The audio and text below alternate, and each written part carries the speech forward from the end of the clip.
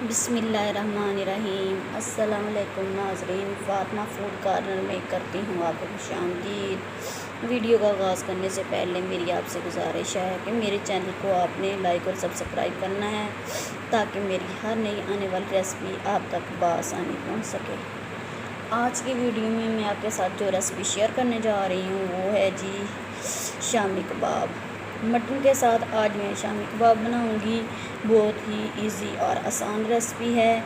ये कैसे बनती है वो आप साथ साथ नोट करें। इसके लिए ज़रूरी है कि आप वीडियो को एंड तक ज़रूर देखें। तो जी सबसे पहले मैंने लिया था जी मटन का कीमा तकरीबन 1 किलो और इसमें मैंने शामिल किया था 1 कप चने की दाल का।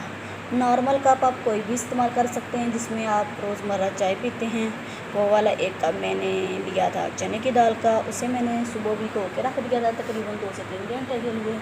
फिर मैंने इसे कीमे के साथ प्रेशर कुकर में बॉयल कर लिया है। बॉयल करते हुए मैंने 1 खाने का चम्मच मैंने इसमें शामिल किया था नमक और इसके साथ मैंने आधा खाने का चम्मच मैंने शामिल किया था इसमें जी लाल मिर्च पाउडर और साथ मैंने शामिल किया था जी आधा ही खाने का चम्मच हल्दी पाउडर।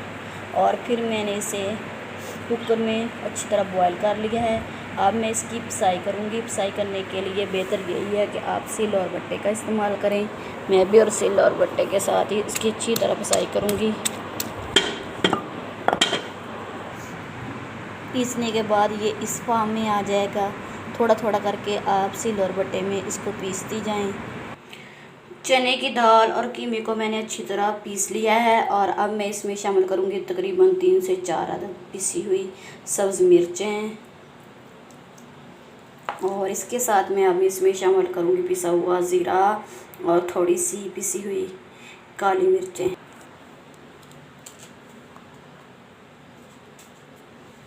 अब मैं इसमें शामिल कर रही हूँ पिसा हुआ ज़ीरा और इसके साथ ही मैंने ब्लैक पेपर को भी अच्छी तरह पीस लिया था और अब हम इसे अच्छी तरह मिक्स करेंगे।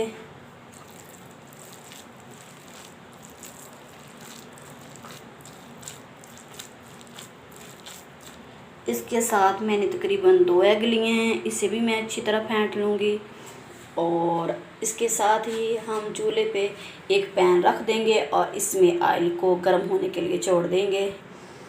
अच्छी तरह मिक्स करने के बाद अब हम इसके छोटे छोटे शामी कबाब बना लेंगे। शामी कबाब बनाते हुए एक बात का ख्याल रखें कि कबाब ज़्यादा मोटे नहीं होने चाहिए वरना वो अच्छी तरह फ्राई नहीं होंगे और इनका जायका भी बिल्कुल आपको अंदर से कच्चा महसूस होगा। अब हम इसको एग में डिप करेंगे। पहले एक साइड से करेंगे फिर दूसरी साइड से। ऑयल हमारा तकरीबन गर्म हो चुका है। अब हम इसमें कबाब ऐड करेंगे। जब आप कबाब को पैन में ऐड कर दें तो आपने एक बात का ख्याल रखना है कि आपने इसे 1 से 2 मिनट का स्टे देना है। इनको ऐसे ही हल्की आंच पे फ्राई होने देना है। अगर आप इसको फ़ौरन हिला देंगे तो ये टूटना शुरू हो जाएंगे।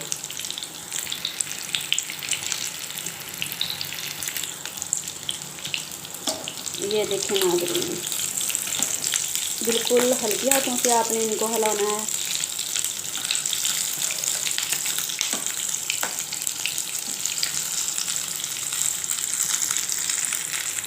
दो से 3 मिनट के लिए एक साइड को पकने दें और फिर दूसरी साइड को पलट दें। आप देख रहे होंगे कि इनकी कितनी खूबसूरत बिल्कुल गोल्डन ब्राउन सी इनकी शक्ल आई है। अब हम इसकी दूसरी साइड को भी 2 से 3 मिनट के लिए बनाएंगे। इसको अच्छी तरह फ्राई करेंगे और फिर हम इसकी दूसरी साइड को पलट देंगे और इसे भी तकरीबन 1 से 2 मिनट के लिए फ्राई करेंगे और फिर हम इसे निकाल लेंगे।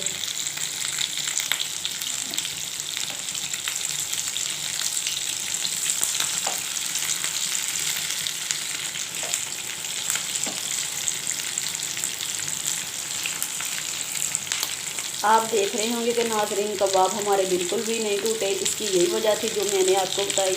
एक तो ये कि ऑयल को अच्छी तरह गर्म कर लें और दूसरा ये कि आप जब भी कबाब को ऐड करें तो आपने इनको 1 से 2 मिनट का तकरीबन 2 मिनट का आप इसको स्टे दें, इनको छोड़ दें।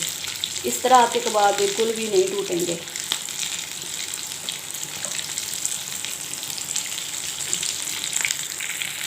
जी तो नाज़रीन, कबाब हमारे बिल्कुल रेडी हो चुके हैं। अब हम इन्हें प्लेट में निकाल लेंगे।